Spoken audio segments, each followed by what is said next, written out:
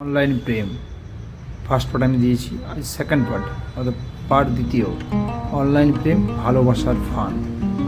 এই ভিডিওতে দেখানো কাহিনীটি সম্পূর্ণ কাল্পনিক ও সচেতনতামূলক। বাস্তব কোনো ব্যক্তি, স্থান বা ঘটনার সঙ্গে মিল পাওয়া গেলে তা অনিচ্ছাকৃত ও কাকতালীয়। এই গল্পটি কল্পনার হলেও এই ধরনের ঘটনা আজকের সমাজ সত্যিই ঘটে।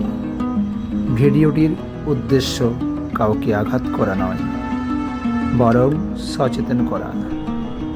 চলো শুরু করা যাক কাহিনী। মূল কাহিনীতে আমরা আসছি। সে ফিরে এসেছিল, কিন্তু সত্যটা ছিল আরও অন্ধকার।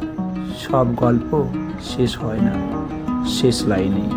কিছু গল্প শেষ হয় নীরবতার ভেতর, যেখানে প্রশ্ন থাকে কিন্তু উত্তর থাকে না।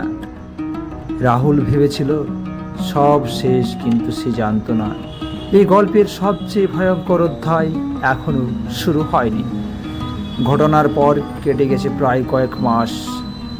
রাহুল আবার অফিস যায়, হাসে, কথা বলে, কিন্তু ভেতরে ভেতরে একটা প্রশ্ন তাকে প্রতিদিন খুঁড়ে খুঁড়ে খায়।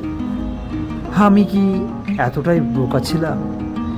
রাতে ফোনটা হাতে নিলেই রূপার কথা মনে পড়ে। শেষ সিন, শেষ মেসেজ, শেষ ভরসা। এক শুক্রবার রাত, ঘড়িতে তখন 11:46। ঠিক সেই সময় যে সময়ে রূপা প্রায়ই মেসেজ করত, হঠাৎ একটা ইনস্টাগ্রাম নোটিফিকেশন এলো।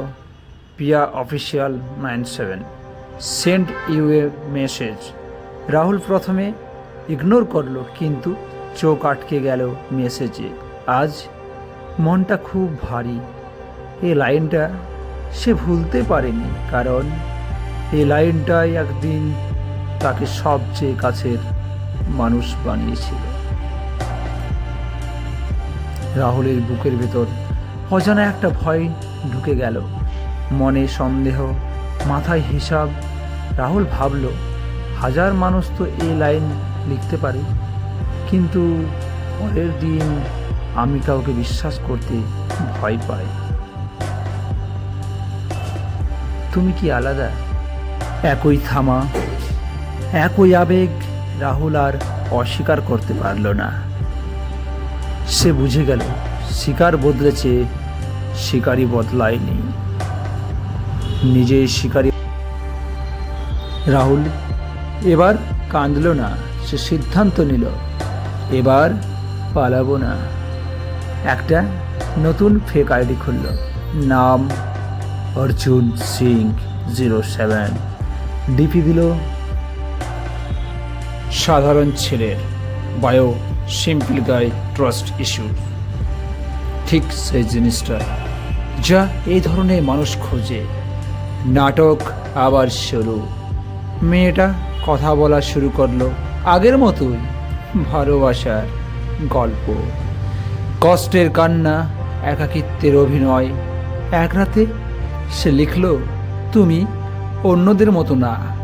এ লাইনটা পড়ে রাহুলের বুক কেঁপে উঠল, কারণ এই কথাটার দাম সে আগেই দিয়ে ফেলেছে। ধীরে ধীরে বেরোতে থাকে সত্য। বিশ্বাস বাড়তেই মেয়েটা একদিন নিজেই মুখ ফসকে বলে ফেলল, আমরা আসলে একা কাজ করি না। রাহুল শান্তভাবে জিজ্ঞেস করল, মানে? মেয়েটা লিখল, একজন কথা বলে, একজন ছবি দেয়, আর একজন টাকা কালেক্ট করে। এই এক লাইনে রাহুল বুঝে গেল, এটা প্রেম না, এটা একটা ইন্ডাস্ট্রি। অপরাধের স্বীকারোক্তি। রাহুল জানতে চাইল, তুমি কেন এটা করছো? অনেকক্ষণ টাইপিং, তারপর মেসেজ, কারণ একদিন আমিও কাউকে বিশ্বাস করেছিলাম, সব হারিয়েছিলাম এই কথায়। রাহুল থমকে গেল। সে বুঝল অন্যায় শুধু রাগ থেকে না, ভাঙা মানুষ থেকেও জন্ম নেয়, কিন্তু ভাঙা হওয়া মানেই অন্যকে ভাঙার অধিকার নয়। রাহুল এবার সাবধান।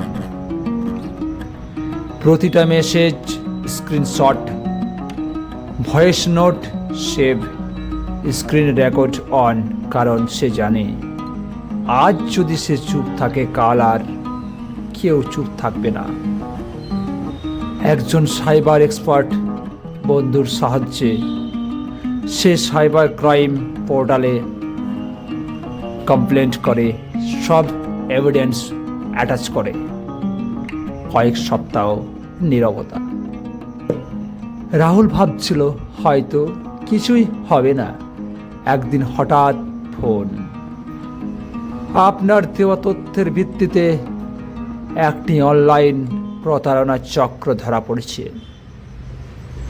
রাহুল কিছু বলতে পারে না, চোখে জল আসে। এইবার কষ্টের না স্বস্তির। রাহুল টাকা ফেরত পায়নি, কিন্তু সে পেয়েছে সাহস, অভিজ্ঞতা আর একটা দায়িত্ব। আইসে বলে ভালোবাসো কিন্তু যাচাই করে, বিশ্বাস করো কিন্তু চোখ বন্ধ করে না। নয়, সব গল্পে প্রেম জিতে না, কিছু গল্পে সত্যটাই নায়ক হয়। আর যদি এই গল্পটা একজন মানুষকেও সাবধান করে, তাহলেই এই কষ্টের দাম আছে।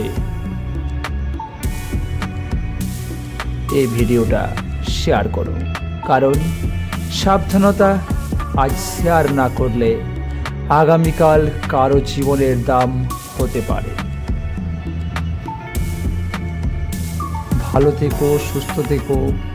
এরকম কাহিনী পেতে চ্যানেলটি অবশ্যই সাবস্ক্রাইব করো। যারা নতুন অবশ্যই সাবস্ক্রাইব করবে, আর চ্যানেলটি এই কাহিনীগুলো শেয়ার করো। যত বেশি শেয়ার করবে আমিও আরও উৎসাহ পাবো ভিডিও বানাতে। চলো দেখা হবে পরের ভিডিওতে।